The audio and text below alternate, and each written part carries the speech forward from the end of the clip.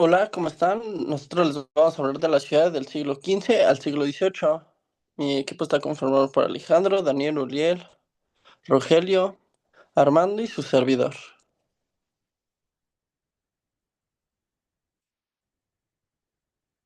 Siguiente. Ciudad del siglo XV. Principalmente esta época fue una transición entre la Edad Media y la Edad Moderna. Lo vital era el poder, la producción, la cultura y la transformación social. Se presenciaron el surgimiento de nuevas formas de organización urbana, el crecimiento demográfico tras la crisis del siglo XV, como un ejemplo de ellos fue la peste negra, y el nacimiento del urbanismo renacentista en la ciudad clave como Florencia y Venecia. Ok, su escultura social representaba como tal un auge en la burguesía. Esto daba, bueno, estaba representado por banqueros, mercaderos e intelectuales. Hubieron importancia en los gremios que fueron regularmente, bueno, fueron regulados por la economía y, y por herreros, panaderos o albañiles. Y la iglesia todavía tenía el poder social y simbólico.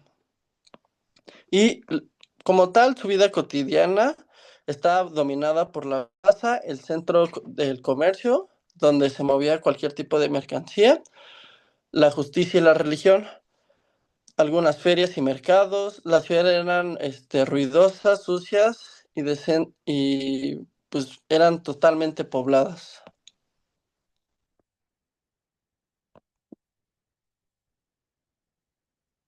Ok.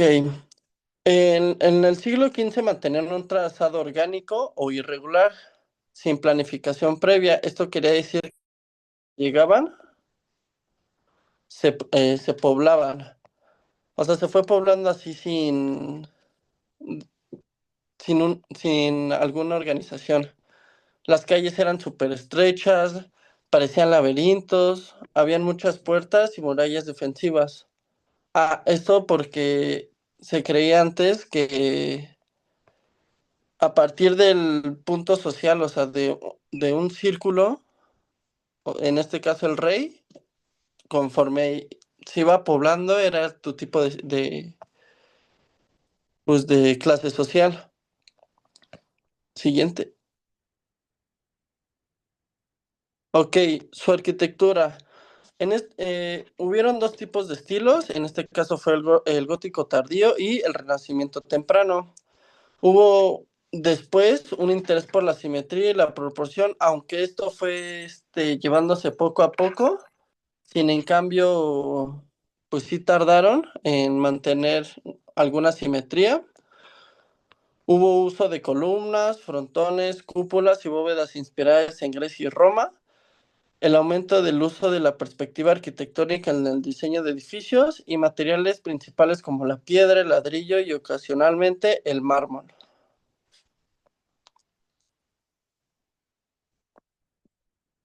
Ok, tras su crecimiento demográfico, tras la peste negra, hubo una recuperación demográfica después del siglo XV. Ah, bueno, para esto la peste negra fue en el siglo XIV. Hubo una migración muy grande del campo a la ciudad y eso tuvo que ver mucho con su crecimiento tan excesivo. Algunas ciudades se duplicaron, como Florencia, Venecia, Amberes y Sevilla. Este crecimiento fue, aunque sea irregular, algunas ciudades se expandieron mucho, como hubieron otras donde, pues, no tanto. Siguiente. Ok, ahora yo les voy a hablar de la ciudad en el siglo XVI. Sí. En el siglo XVI, principalmente todo lo que fue este golpe social, pues se centró mucho en varios puntos ideológicos que tuvo la población durante ese tiempo, ya que a partir del 1517, junto con la Reforma Protestante de mano de Martín Lutero, este fue un giro muy interesante, ya que pasó de centrar mucha la atención o ahora sí que toda una ideología teocentrista basada en la Iglesia Católica Romana, que era pues ahora sí que la norma dirigente que tenían ahora sí que esas personas en ese tiempo, ya que pues desde la iglesia, pues sentaban todo lo que era el bien y el mal. Y a su vez que cada una de las obras, en casos arquitectónicos, por así decirlo también, muchas eran por y para la iglesia. Estas obras, pues, a final de cuentas, no le daban el reconocimiento a las personas que lo deberían tener. Igual de otras maneras, pues obras de arte como pinturas y otro tipo de cosas, pues todo era por y para Dios. Entonces, pues por eso todo este giro ideológico por parte de la sociedad dio un cambio muy fuerte, ya que la iglesia era pues ahora sí que el centro de todo a nivel social, a nivel de la ciudad, por lo que junto con la reforma protestante, todo esto pasó a un punto más antropocentrista, donde ya a partir de ahí, junto con todo lo que fue de mano del Renacimiento, con la llegada del Renacimiento, pues todo se centró más en el hombre en el centro de todo para poder, ahora sí que resaltar todo este mundo y pues quitarle partido a la iglesia para poder centrarlo más en todo lo que vendría siendo lo que hace el hombre y por qué lo hace. Siguiente. De la mano de la sociedad, junto con todo este cambio ideológico, pues llegaron muchas cosas muy, muy interesantes, ya que se perdieron varios órdenes clásicos que traía la Iglesia Católica en términos constructivos también, y a su vez que pues también en las obras de arte, pues pasaron a crearse muchas corrientes vanguardistas que fueron pues de mano de todo este movimiento, ya que ya no era necesario seguir patrones elegidos por la sociedad para poder representar cosas como el arte y otras cosas. Entonces, todos estos rediseños de la sociedad fueron lo que fue cambiando toda la perspectiva artística, arquitectónica y social de todo esto. Junto con todo esto, este, pues en sí empiezan a venir tiempos muy difíciles para la sociedad, ya que toda lo que era la iglesia pues se centró mucho en acaudalar toda la parte de la riqueza de toda la sociedad, porque pues lo que eran los cardenales, los papas, los obispos, pues concentraban toda la cantidad del dinero, dejando a las personas pues pobres más pobres. Y a su vez, pues venían a pedir el diezmo y pues al final de cuentas era un punto en donde tenías una gran cantidad económica concentrada en ciertos puntos y otras partes de la sociedad, pues ahora sí que la pobreza. Siguiente. De mano de todo este cambio, pues llegó lo que fueron muchas perspectivas para poder hacer distintas cosas. En el caso de la construcción y todo lo que fue el urbanismo, la transurbana, pues comenzaron a centrarse un poco más en la perspectiva regida por el ángulo recto y la cuadrícula. En este caso, pues vendría siendo como un diseño de hipodámico basado en la de los griegos, donde todos los entraban en base al ángulo recto y salientes que se daban de ese mismo ángulo. Y a su vez que pues siguen centrando edificios como vendría siendo la iglesia en el centro de todo, porque, porque pues ya estaba ahí, no se podía como quitar, por así decirlo. Y pues ya las calles pues empezaron a tener más orden y más fluidez. A su vez que pues durante todo este tiempo pues empezaron a crear como propuestas para crear ciudades perfectas, como lo que conocemos como las utopías, o pues todo lo que fue la arquitectura militar para poder crear pues castillos y fortalezas, aunque pues ya estuvieron muy obsoletos en este tiempo, y pues lo único que queda me parece que es la ciudad amurallada de Toledo. Siguiente. Como se mencionó, bueno, como mencioné hace rato, todo este cambio de traza urbana, pues se siguió de mano para poder crear todo lo que fueran las trazas urbanas de todas esas sociedades, que pues fueron de todo, desde Italia, Francia, todas las Europas, de mano de Andrea Palladio y Alberti. Siguen.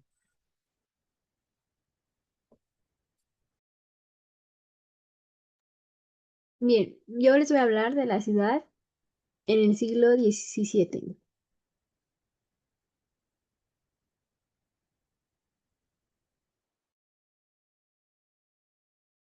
Más bien esa es mi parte. Sí, ¿no? Ya. Ok, yo les voy a hablar de la ciudad del siglo XVII. Este, la que sigue, por favor. Gracias.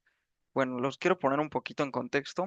Ya se habló de la ciudad del siglo XVI y del contexto histórico del siglo XVI, en donde se habla de una expansión, de un descubrimiento y de un crecimiento económico. Y se habla, por supuesto, del Renacimiento, que abarcó no solo el siglo XVI, sino también el siglo XV.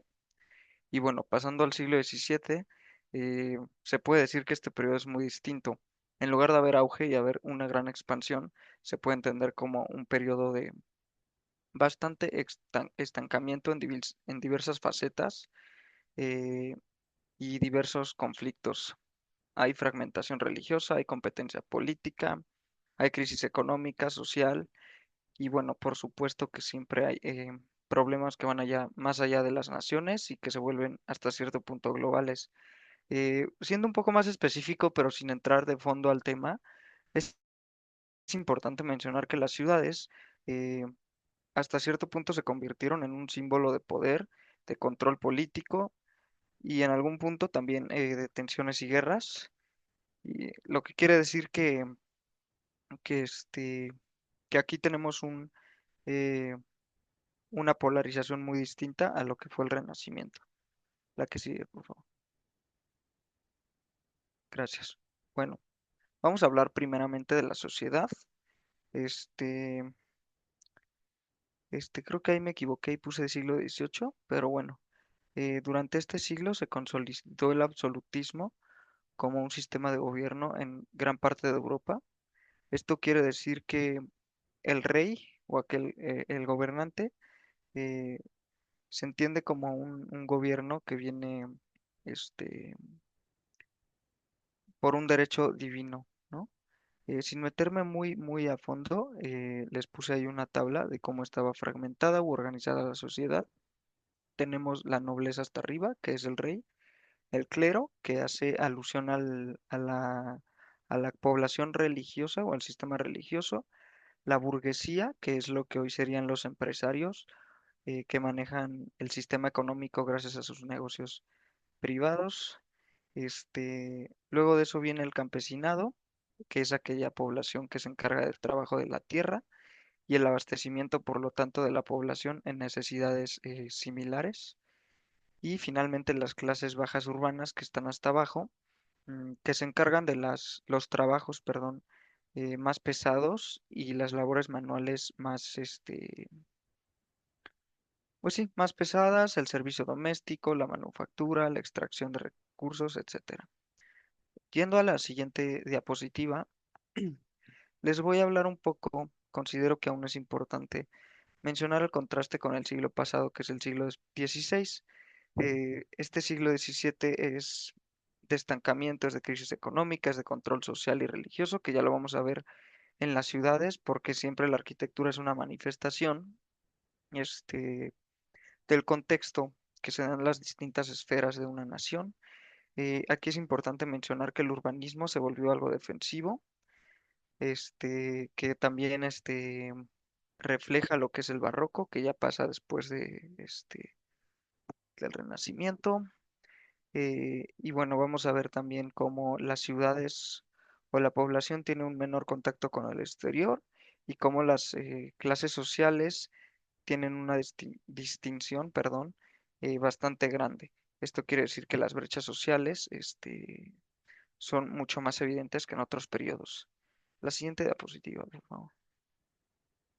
Gracias. Bueno, algo que ya hablando un poquito de arquitectura, vamos a ver también cómo se ve que en las ciudades y en las distintas manifestaciones arquitectónicas, este, se concentra el poder de cierta forma y esto está totalmente relacionado al control de los espacios públicos de las ciudades. La que sigue, por favor. Gracias. Vamos a hablar primero del trazo urbano, que se ve mucho en las plantas de las ciudades. En el siglo pasado, pues se venían manejando trazos orgánicos porque como tal no había mm, un orden geométrico total, pero tras llegar este siglo ya se comienza a hacer cosas diferentes, por lo que se ven trazos mucho más geométricos y rectos, ortogonales, simétricos, anchos, y bueno, ya se ven elementos mucho más monumentales. Los ejes rectos son muy usados en esta arquitectura porque dirigen la mirada del espectador a ciertos puntos en los que se ponen símbolos de poder, monumentos, edificios importantes que se quieren llevar a una jerarquía más alta. Y esto está muy relacionado a que se quiere mm, se quieren utilizar composiciones que hablen de escenografías o de perspectivas más elevadas.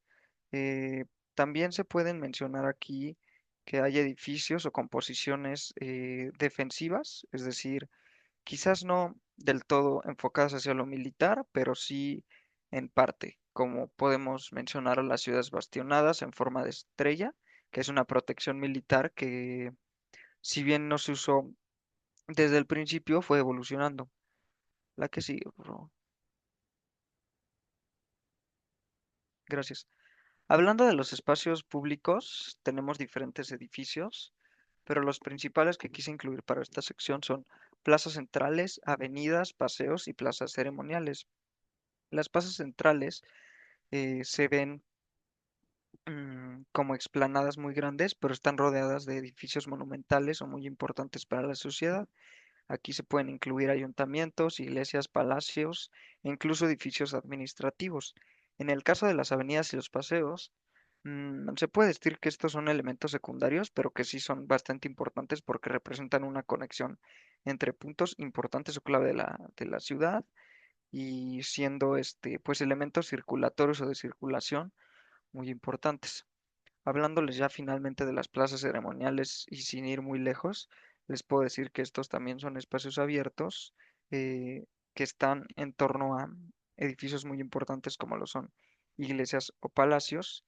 Y se puede mencionar nuevamente que el uso de las líneas en estas composiciones hace la creación de ejes visuales que dirigen la atención del espectador hacia monumentos o edificios de poder que se desea, ¿no? Aquí se ven formas muy geométricas, muy ortogonales, muy formales, delimitaciones muy claras. Hay escenarios simbólicos, políticos, de personajes importantes. Por lo tanto, se puede hablar también de poder, de organización, de control social. Y bueno, nuevamente por haber símbolos de poder, se puede hablar de una brecha bastante extensa socialmente. La que sigue, por favor. Gracias. En cuanto a la jerarquización de edificios, eh, los centros administrativos son los que quizás se encuentren arriba por ser sedes de gobierno, para que después vengan los centros religiosos, en donde encontramos catedrales, conventos y edificios como las iglesias. Posteriormente se encuentran barrios aristocráticos o cortesanos, que son, digamos, las áreas residenciales de mayor calidad, o si no de mayor, de bastante calidad, para los nobles. Posteriormente vienen los barrios, pero aquellos que no son con esta calidad, pertenecientes a los obreros o a la población, al populismo, ¿no? Y después vienen las áreas comunes o periféricas.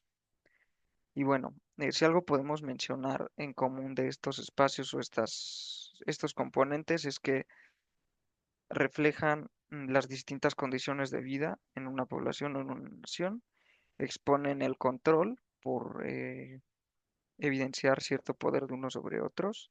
Y esto quiere decir que están pensados muchos de estos espacios para satisfacer a la élite y no a la población de clase media y baja. La que sigue, por favor. Gracias. En cuanto a los espacios cerrados, tenemos ciudades bastionadas, que son una manifestación de la arquitectura militar, que no significa que ésta sea protagonista de este siglo. Las murallas, este, esto hace que la densidad de población aumente porque la población siempre busca estar dentro de las murallas por protección. Y bueno, sí suele haber núcleos urbanos fuera, pero son pocos porque realizarlos puede exponer un riesgo muy grande este, para la población. La que sigue, por favor. Sería todo de mi parte. Gracias.